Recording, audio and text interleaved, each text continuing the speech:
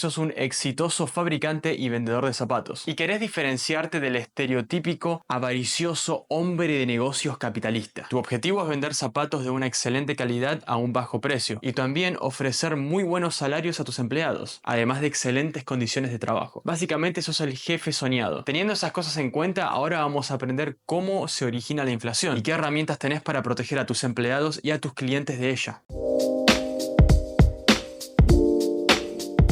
Al principio de nuestra historia todo es normal. Te dedicas a fabricar y vender los zapatos. Tus empleados están muy felices cobrando un buen salario y tus clientes satisfechos con buenos zapatos a un buen precio. Pero de repente ves que el gobierno aumentó los impuestos únicamente a los ricos. La narrativa es que los ricos tienen demasiado dinero y ese dinero se podría usar para otros proyectos que beneficie a la mayoría de la sociedad. Vos no sos avaricioso y sos muy generoso. Entonces vos, sin ningún tipo de problema, aceptás tener márgenes de ganancia más pequeños. ¿Cuáles son los efectos reales de aumentarle los impuestos únicamente a los ricos? Cuando el gobierno cobra el dinero que pagan los ricos, este se acumula en la tesorería y luego se redistribuye en diferentes proyectos del Estado: infraestructura, educación, seguridad militar, etc. A esto se lo conoce como gasto público. Hasta ahora suena todo bien. Los ricos, que tienen mucho dinero, más del que necesitan para vivir bien, están subsidiando proyectos que benefician a la mayoría. Sin embargo, hay un pequeño problema. Cuando el Estado gasta en un proyecto, necesita consumir recursos, ya sea energía, mano de obra o materias primas. Y los recursos son escasos en una economía. Hay una cantidad limitada de aluminio, de cobre, de madera, de acero, de trabajadores, de energía, de petróleo. Es verdad que algunos de estos recursos son súper abundantes en el planeta Tierra, pero el hecho de que sean súper abundantes no significa que estén a nuestra disposición, ya que toma mucha energía, tiempo y mano de obra poder extraerlos y procesarlos. Por eso es que se dice que estos recursos son escasos. El Estado, utilizando dinero de los impuestos, compra estos recursos, muchas veces pagando más de lo que salen en el mercado. Esto significa que el sector privado ahora tiene que pagar precios más elevados por los mismos recursos que ahora tiene el Estado. Por ejemplo, digamos que el Estado quiere construir un puente y para ello compra miles de toneladas de acero y también contrata 500 trabajadores. Esas son miles de toneladas de acero que ahora no pueden ser utilizadas en otras obras del sector privado y 500 trabajadores que ahora no trabajan creando bienes y servicios en otros sectores de la economía. Es posible que el puente sea muy necesario y que a pesar de estos costos beneficia a la sociedad. Eso es tema de debate y se tiene que analizar de caso en caso. El punto es que esto genera inflación, debido a que el sector privado tiene que competir con el Estado y pagar más para tener los recursos naturales, energía y mano de obra. Los recursos son escasos y tienen usos alternativos en una economía. Cuando algo se usa para una cosa en concreto, no puede ser utilizada para otra cosa. Este accionar del gobierno creó un poco de inflación y tus empleados, por supuesto, notan esto. La inflación se puede interpretar como una reducción de salario, ya que cobran lo mismo pero pueden comprar menos. Su poder de compra bajó a pesar de que nominalmente están cobrando lo mismo. Tus empleados vienen a informarte de esta situación y vos, como no sos avaricioso y sos muy generoso, les concedes un aumento de salario, lo suficiente como para que mantengan su estilo de vida y para compensar un poco la devaluación que sufrieron estos últimos meses. Sos el jefe ideal. Por supuesto, esto conlleva otro golpe a tus márgenes de ganancia, pero vos no tenés ningún problema con eso porque no sos avaricioso. Entonces aceptás el golpe a tus márgenes de ganancia y les das el aumento de salario. Sin embargo, esto tiene dos consecuencias. Número uno, el precio del trabajo aumenta. Los salarios básicamente son precios. Es el precio del trabajo. ¿Cuánto cuesta pagarle a alguien para que trabaje por una cantidad determinada de tiempo? Debido a que vos le aumentaste los salarios a tus empleados, otras empresas buscando en contratar tus empleados u otros empleados en el mismo mercado ahora van a tener que pagar más, ya que si no es un desperdicio de costo de oportunidad. Nadie iría a trabajar a una empresa que le paga menos cuando existe otra que le paga más. La segunda consecuencia es que esto aumenta los costos de producción. Si las empresas le tienen que pagar más a sus empleados, eso significa que el costo de producir una unidad de bien o servicio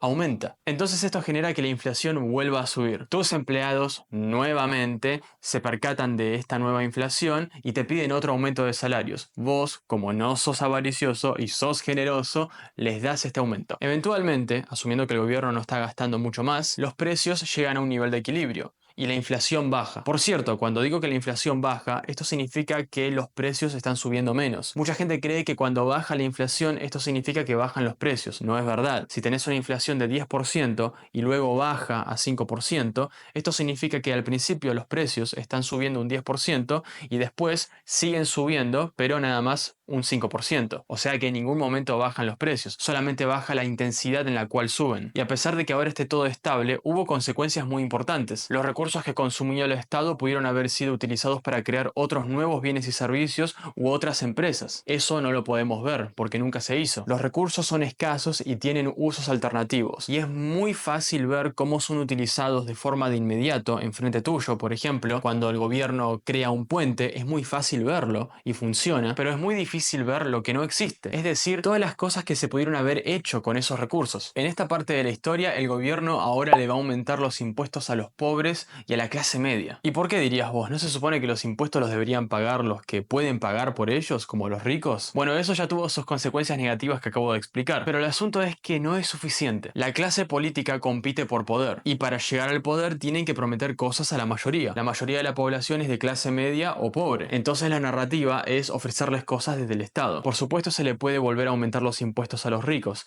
pero no alcanza. Y el motivo es que los ricos son únicamente más ricos que los demás cuando se los compara individualmente. Es decir, que un individuo rico es más rico que otro individuo o un grupo pequeño de individuos. Lógicamente, por eso se les dice que son ricos. Pero cuando uno toma a todos los pobres y toda la clase media y los compara con todos los ricos, los pobres y la clase media juntos acumulan muchos más recursos. En conjunto son más ricos. Y el gobierno está muy al tanto de esto. Entonces puede crear toda una serie de impuestos que afecta a los pobres y a la clase media. A veces de forma mucho más desproporcionada que los ricos. Por ejemplo, impuestos a las ventas de alimentos y diferentes bienes y servicios en el supermercado. Un rico puede pagar esto sin problema, pero un pobre o alguien de clase media tiene que esforzarse más. Pero por supuesto esto conlleva a un montón de recursos que van al Estado. Por ejemplo, en los países nórdicos existe un impuesto al valor agregado, que es similar a un impuesto a las ventas. Y este impuesto afecta de forma desproporcionada a los más pobres y a la clase media. Ese es el pequeño secreto de los países nórdicos. Acumulan muchos recursos de los pobres y de la clase media. No es como que el dinero viene únicamente de los ricos y se redistribuye al resto. Los problemas que estos nuevos impuestos traen son específicamente dos. Número uno, más gasto estatal. Esto significa que el gobierno incrementa los presupuestos de diferentes programas, de vuelta, educación, defensa militar, diferentes proyectos de infraestructura, etc. y crea programas nuevos. En resumen, mayor gasto estatal. Esto se traduce a una mayor demanda por trabajadores, energía y materias primas que ahora son sacadas del mercado y son utilizadas en los proyectos del Estado. Y como ya dije antes, estos recursos tienen usos alternativos que ahora son perdidos para siempre. A esto se lo conoce como mala alocación de recursos escasos y conlleva a costos de producción más elevados. Básicamente baja la oferta de bienes y servicios con respecto a una demanda superior de bienes y servicios. Esto crea inflación. El segundo problema de estos nuevos impuestos es que ahora se le está cobrando impuestos directamente a los pobres y a la clase media. Esto significa que de forma inmediata los estamos haciendo más pobres. Es otro debate si es que estos impuestos, a pesar de hacerlos más pobres, los están beneficiando. Uno podría argumentar tranquilamente que alguien es pobre y no tiene auto, pero gracias a que paga impuestos ahora hay transporte público. Y este pobre se beneficia mucho más teniendo transporte público que no teniéndolo, a pesar de que en ese escenario tendría más dinero en el bolsillo. Esto sería todo otro tema de debate en el cual podemos argumentar si puede haber transporte público privado o si se pueden reducir los precios de los autos, y es una discusión que merece un análisis profundo dependiendo de cada bien y servicio. Pero el punto es que esta forma de financiar el gasto público, es decir, impuestos, genera inflación, ya que no está expuesta a un cálculo económico. El Estado cobra impuestos y la cantidad que cobra es arbitraria y gasta también de forma casi arbitraria, básicamente en base a las promesas de los políticos. Así no es como se maneja un libre mercado. Cuando vos vas al supermercado, vos no compras cosas de forma arbitraria. Vos haces un cálculo en tu cabeza dependiendo de cuánto dinero tenés, las cosas que necesitas si querés y cuánto podés pagar. El supermercado tampoco te vende cosas de forma arbitraria. Ellos hacen todo un cálculo económico en base a sus costos de producción, la competencia, cuánta demanda hay de sus clientes, y en base a esas dos fuerzas, la oferta y la demanda, se produce un precio. Estos mecanismos están distorsionados cuando el Estado consume, ya que el Estado no trabaja para conseguir los recursos. Entonces no hay cálculo económico. Tampoco lo gasta en cosas que necesita a sí mismo, sino que lo gasta en cosas para los demás. Es impersonal, ya que el Estado no es de nadie y es de todos. Siguiendo con la historia, ahora tus empleados notan estos nuevos impuestos en su sueldo y también ven que hay más inflación. Entonces te piden otro incremento de salario.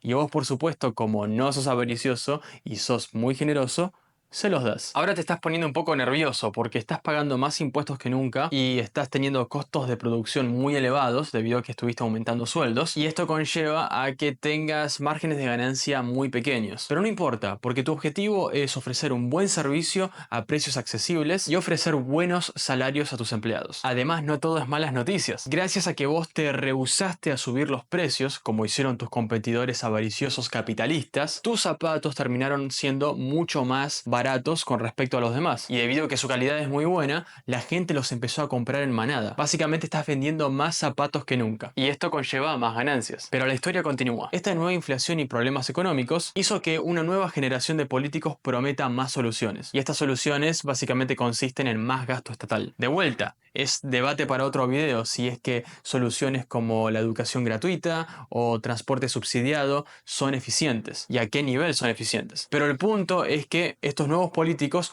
prometen esas soluciones, prometen presupuestos mucho más grandes para proyectos que supuestamente deben beneficiar a los pobres y a la clase media. El problema es que requiere mucho más dinero. Nuevos impuestos son creados para los ricos, pero no es suficiente. El Estado debe aumentarle los impuestos a los pobres y a la clase media. Pero eso es muy poco popular. La última vez que lo hicieron, a la gente no le gustó. Entonces se les ocurre otra idea para financiar el Estado: la deuda. La tesorería del país emite un bono, lo cual es básicamente una promesa. Dame dinero ahora y te lo devolveré en el futuro con intereses. Individuos, empresas y otros países invierten en estos bonos. Al comprarlos, el Estado se financia. Esto conlleva a otros dos problemas. Número uno, ahora el Estado tiene más dinero, o sea, más poder de compra, el cual puede utilizar para absorber más recursos escasos de la economía, más energía, más mano de obra y más materia prima. Cosas que tienen usos alternativos. Y esos usos alternativos se pierden, ya que los recursos están siendo utilizados para los proyectos del Estado. Esto, por supuesto, como ya expliqué antes, genera inflación. El segundo problema es la deuda pública, y esta se debe pagar con futuros impuestos, o sea que se pone en deuda a gente tal vez que todavía ni siquiera nació, y ponerle más impuestos a la gente puede conllevar a más pobreza. Por supuesto, sus empleados sienten el efecto de estas medidas y te piden otro aumento de salarios. Por supuesto, vos se los das, y esta vez no estás tan preocupado porque estuviste registrando récords en ventas. Por supuesto, al darle otro aumento de salarios a tus empleados, esto contribuye a la inflación. Pero por ahora la cosa parece funcionar. Los salarios están siguiendo el ritmo de la inflación.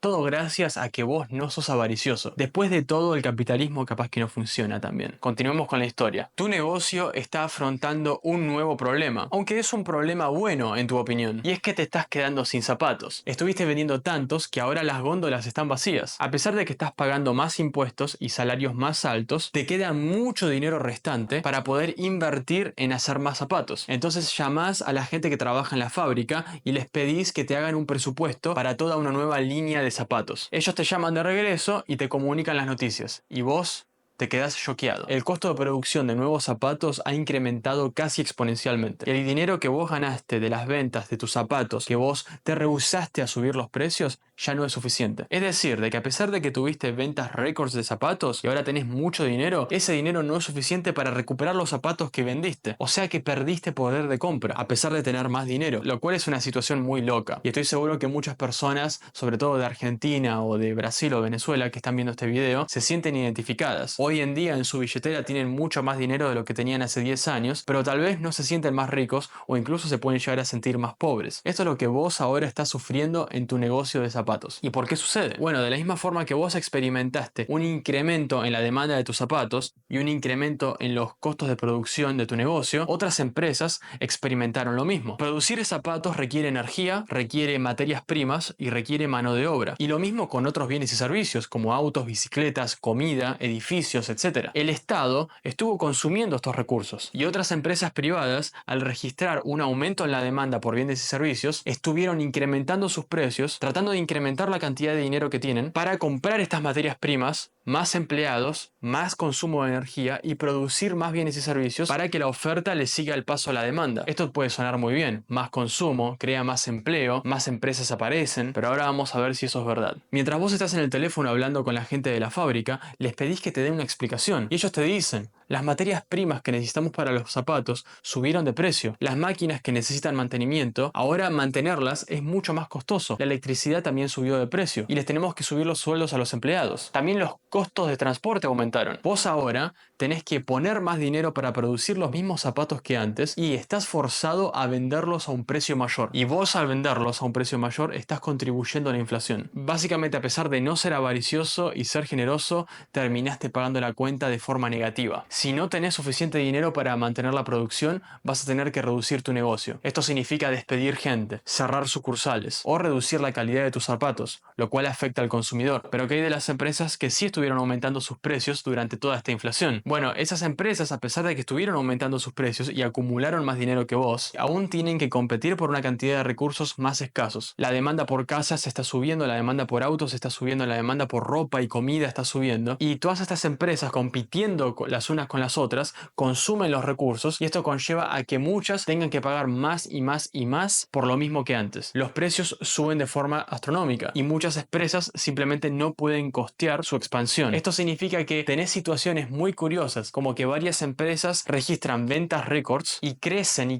y de la nada caen en la bancarrota. Esto se lo puede ver de una forma muy cruda. Por ejemplo, en muchos países donde se está sufriendo inflación elevada, muchos proyectos que al principio parecen redituables, como por ejemplo construir una torre, son llevados a cabo. Y a medida que van subiendo los precios, el proyecto termina no siendo redituable. Entonces terminas con muchas torres o edificios en general a medio hacer. Y ahí queda de forma transparente el mal uso de los recursos escasos. La historia no termina acá. Debido a la inflación, los bonos del Estado ya no son muy redituables. El Estado promete una tasa de interés y esa tasa de interés tiene que tener en cuenta la inflación, pero si la inflación está acelerando, eso hace que los bonos no sean tan atractivos para los inversionistas. Entonces, ¿qué puede hacer el Estado ahora para financiarse? A través de todo este caos, el Estado elige la última y más dañina forma de financiamiento: la emisión de dinero. El Banco Central del país empieza a comprar bonos y los compra con dinero creado de la nada. Este dinero creado de la nada es obtenido por el Estado y el Estado después lo usa para financiar el gasto público. Volviendo al ejemplo del puente, el Estado agarraría este dinero creado de la nada y se lo daría a las empresas dedicadas a construir el puente. Esto significa que el dinero fluye desde el Banco Central al Estado y luego del Estado va a las empresas, y esas empresas distribuyen el dinero a los diferentes distribuidores, los trabajadores, inversionistas, etc.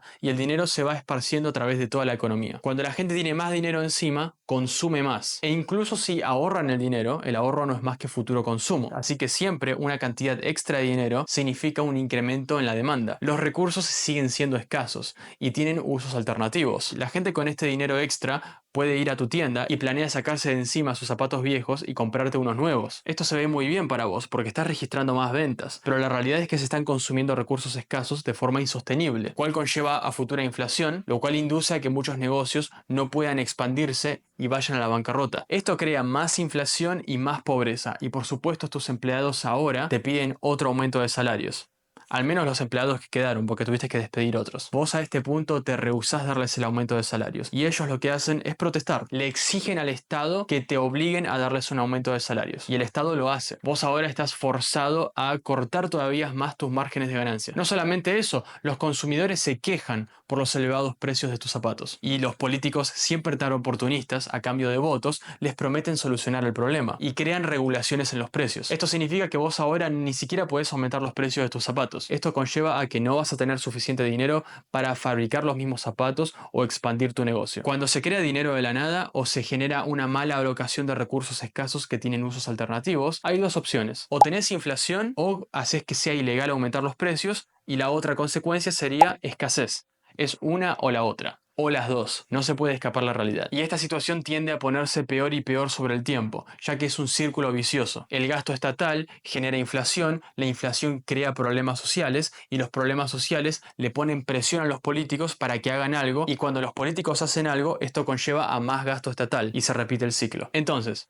¿por qué los salarios no pueden subir al ritmo de la inflación? La respuesta corta a esa pregunta es que la pregunta en sí no tiene sentido. Es como preguntar por qué la inflación no puede seguir el ritmo de la inflación. Los salarios son un precio de la economía. son el precio del trabajo. Y cuando los salarios suben, eso significa que el trabajo es más caro. Y cuando el trabajo es más caro, eso significa que la inflación subió. Hay inflación en el mercado laboral. Y esa inflación se traslada a todos los bienes y servicios. Es imposible que los salarios suban al ritmo de la inflación porque cada vez que se actualizan, esto hace que la inflación suba. Es una pena que los políticos y muchos economistas que trabajan en el Estado no puedan ver esta simple realidad lógica. Pero bueno, ¿cuál es la solución? ¿Tener deflación? O sea que necesitamos que los precios bajen. ¿Eso no es un problema en sí mismo? O tal vez necesitamos solamente un 1 o 2% de inflación, como para que la economía no colapse y el consumo se mantenga. También desincentivar que la gente simplemente acumule dinero sin motivo. ¿Es esa la respuesta correcta? ¿Qué es mejor, un poco de inflación o deflación? Bueno, en este video de acá explico todo eso en detalle, así que hacele clic y vamos a aprender juntos. Cada día un poco más inteligentes.